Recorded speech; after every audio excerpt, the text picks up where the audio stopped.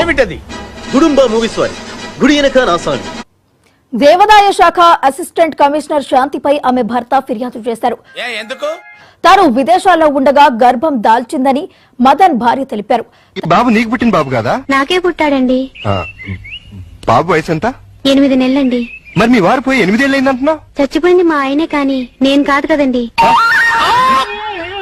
తన భార్య గర్భానికి వైసీపీ నేత విజయసాయిరెడ్డి, గవర్నమెంట్ ప్లీడర్ సుభాష్లే కారణమని అన్నారు. ఎంతకు తెగించారా? అక్రమ సంతానానికి తండ్రెవరో తేల్చాలంటూ దేవాదాయ శాఖ కమిషనర్ కు వారు లేఖ రాశారు. ఇలాంటప్పుడే గుండె రాయి చేసుకో. ఇటీవలే శాంతిని సస్పెండ్ చేశారు దేవాదాయ శాఖ కమిషనర్. చాలా గొప్ప పని చేశావు. వెళ్ళినటువంటి సమయంలో అమెరికా నుంచి వచ్చిన తర్వాత అతను తన భార్యతో కలిసినటువంటి 3వ రోజే నాకు ప్రెగ్నెన్సీ వచ్చింది అని చెప్పింది. మనోవంచ ఫలసిద్ధిరస్తు. స్వీట్స్ తీసుకోండి. ఏంటి విశేషం? మీరు తండ్రిగా పోతున్నారు. ఏమే నిజమా? చిచి లేదే. తల్లిగా పోతుంది ఈవిడ కాదండి, మంచాల మల్లీశ్వరి. జనరల్గా 3 రోజులకి ప్రెగ్నెన్సీ రాదు కదా అనేటువంటి దాని మీద అతను చదువుకున్న ప్రొఫెసర్ కాబట్టి అతనికి అనుమానం వచ్చి, ఎవరికైనా అనుమానం వచ్చింది కదా. అది తెల్లైతే ఈయన తండ్రి అవటం ఏంటి అంటే అది నేను ఈ ఊరికి ప్రెసిడెంట్ కదా, ఊరందరికీ తండ్రి లాంటి వాడిని అని ఎప్పుడో మాటల సందర్భంలో అన్నా. అది గుర్తు పెట్టుకుని అలా అంటున్నాడు. నువ్వు పూజ చేసుకో.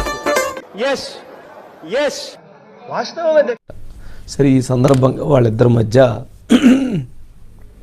కొంత డిస్కషన్ జరగటం, తాను ఈ బిడ్డ ఎంపీ విజయసాయిరెడ్డి గారి బిడ్డ అని చెప్పిందట.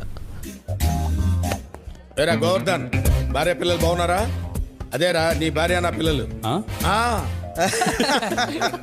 ఏం చేయాల కన్నా? అదేంటి మరి మనము వివాహం చేసుకుని ఉంటే ఆ బిడ్డ విజయసాయిరెడ్డి గారి బిడ్డ అని అంటే ఏంటి అర్థం అని అంటే, లేదు చింత చెట్టు కాడ ఉన్న చింతామణి నీకు చింతకాయ తెచ్చినాని చింతామణి నిన్ను చింతకాయతో ఇప్పుడు పెంచుకుంటున్నారు అనేటువంటి బాధతో ఆయన ఒక పుత్రుడు ఉంటే బాగుంటుంది, 30 కోట్ల రూపాయల ఆస్తిని మన పిల్లవాడి పేరు మీద పెడదాం అనుకుంటున్నారని చెప్పి విచిత్రమైన కోరిక కలిగిందంట. నీకు మన కోరికలన్నీ అలాగే ఉంటాయండి. కన్విన్స్ చేసేటువంటి ప్రయత్నం చేసి డబ్బు కోసం 30 కోట్ల రూపాయలు పిల్లవాడికి ఇస్తాను, వాడి పేరు మీద పెడతానని చెప్పేటువంటి ప్రయత్నం. మహా దుర్మార్గులు అందరూ కలిసి మిమ్మల్ని ఈ స్థితికి తీసుకొచ్చి వదిలేశారే. మరి ఆ రోజు సాయిరెడ్డి గారు అన్నతోటి ఆ రకంగా చెలరేగిపోతే ఆఫీసును ట్రాన్స్ఫర్ చేశారు, ఆమెను అక్కడే ఉంచారు. జుట్టు ఉంటే ముడేసుకోవచ్చు, జుట్టు లేకపోతే ముడేసుకునేది ఏమి ఉండదు. అంటే ఆ రోజు బంధం, ఆ రోజు బలం ఎలాంటిది అనేటువంటిది ఈ అంశాలను బట్టి చూస్తే అర్థమైంది.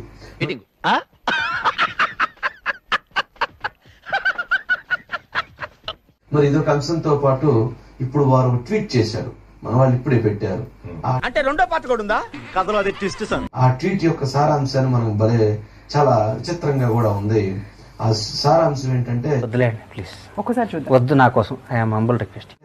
విజయసాయిరెడ్డి గారు 2023లో తెలుగుదేశం పార్టీ మేనిఫెస్టో గురించి విమర్శ చేస్తూ ఈ అవసరమా అధ్యక్ష? నిజమే కదండి. దానికి శాంతి కలింగ్రి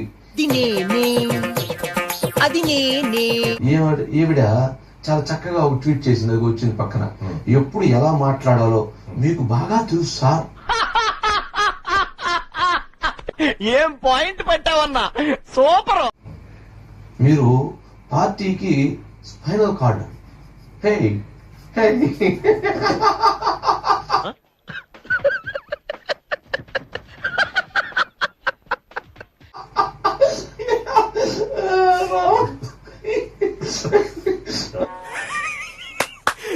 అమ్మ ఏం ఫీల్ ఉండదు మామయ్య.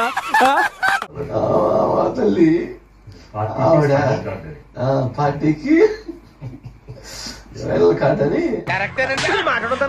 బాబు అలా కొడుతుంటే ఎందుకు కలగ చేసుకుంటావు? కొంచెం అందుకే కొడుతున్నారు. వారి యొక్క గొప్పతనాన్ని, వారి యొక్క విశిష్టతని, వారి యొక్క ప్రతిభావంత తనాన్ని, ఆయన యొక్క దీనిని, దృఢత్వాన్ని నీకు ఎలా చెప్పాలో నాకు అర్థం కావట్లేదు. I can't do that. నేను ఆ పని చెయ్యలేను.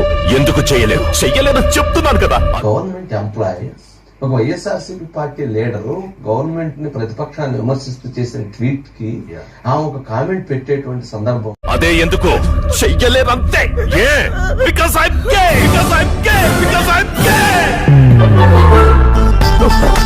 చూద్దాంలే. చూడటం కాదండి మీరు చెయ్యాలంతే. సరే మీరు ట్రై చేస్తారన్నారంటే అది ఓకే అయిపోయిన